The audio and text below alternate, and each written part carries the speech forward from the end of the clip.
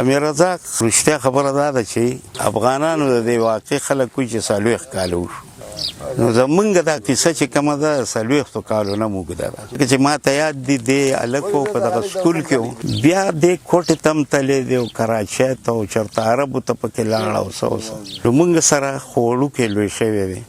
ما ته خو لکه د بچي غوندې ښکارېدو نو زمونږ یو ښه ملګری و زمونږ صاحب شاه به ده ته مها شاعر وي نو رښتیا خبره دا ده چې دې په دې نورو ملګرو کې منفرد و دغسې صاحب شاه که تاسو وایلی نو هغه منفرد و هغه چې کومه مقاله د پی ایچ ډي لیکلې ده دا اوس دا د بدقسمتۍ خبره ده چې صاحب شاه مقاله ولیکله موږ پې په ټي وي کې پروګرام هم کړی هغه ته لا موږ ډاکټر نه ویلي مړ شو رزاق یو ځان له شاعرو خپلو ټولو ملګرو کې یو منفرد مقام لري رښتیا خبره ده او موږ به ورته شعر ته هم پته مو دا عجیبه وي چې یو سړی انفرادیت هم دا وي چې ملګري ورته په شعر ته پته وي دا به نوي وي دې کې به دا وي دې کې به دا وي دې کې به دا وي خو حریکه هم ډېر لرې لرې تللی دی یوازې تللی دی دې دغسې تللی دی او د سورلو په ګاډي کې او دا لرې لرې پورې تللی دی دا یو جذبه وه دا یو خوند و دا یو څه دا یو څه خو دا ده چې مړ شو نو په ډېر لږ وخت کې مړ شو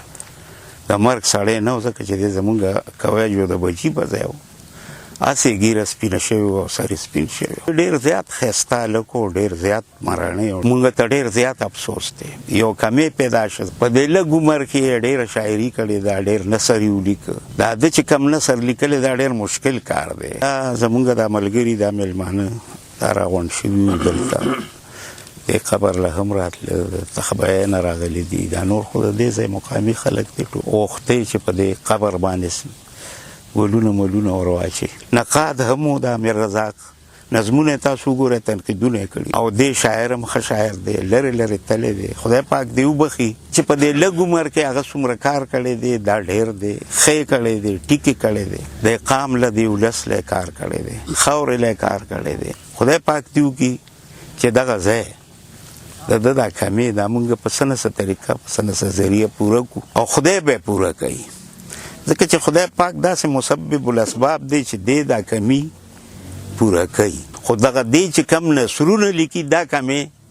دا په کلونو کې هم نه پوره کېږي دا یو خبره تاسو ته وکړم دا نثر د دغه نه ډېر زیات ګران کار دی او دی چې په کم څه د نثرونه لیکلي دي هغه افسانې لیکلې که تنقید لیکلي دا ډېر ګران کار دی